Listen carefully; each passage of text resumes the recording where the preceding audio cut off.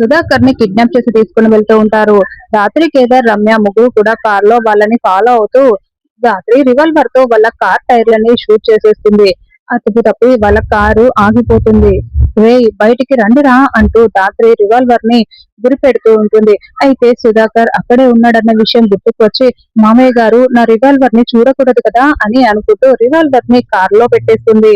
ఆ నలుగురు రౌడీలు కూడా ఆయాసంతో బాధపడుతున్న సుధాకర్ కి రివాల్వర్ ని గురిపెట్టేసి ఏయ్ దగ్గరికి వచ్చారంటే ప్రాణాలు తీసేస్తాను జాగ్రత్త అని బెదిరిస్తూ ఉంటారు. మర్యాదగా మా మామయ్య గారిని వదిలేయండి అని రాత్రి వార్నింగ్ ఇస్తూ ఉంటుంది.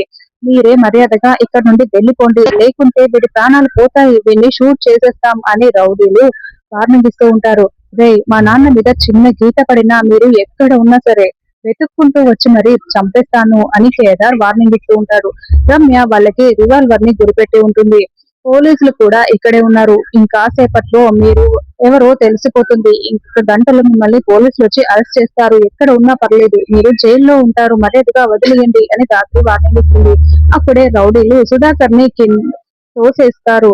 ఇంకా అలా వాళ్ళు పారిపోతూ ఉంటారు. మామయ్య గారు అంటూ రాత్రి కేదార్ ఇద్దరు కేకలు పెడుతూ ఉంటారు. అప్పుడే కార్ డ్రైవ్ చేస్తూ ఆ రౌడీలు సుధాకర్ కి యాక్సిడెంట్ చేసి వెళ్లిపోతారు. సుధాకర్ కేకలు పెడుతూ రక్తపు మడుగులో కింద పడిపోయి ఉంటాడు. కాళ్ళు కూడా బాగా గాయాలైపోయి ఉంటాయి.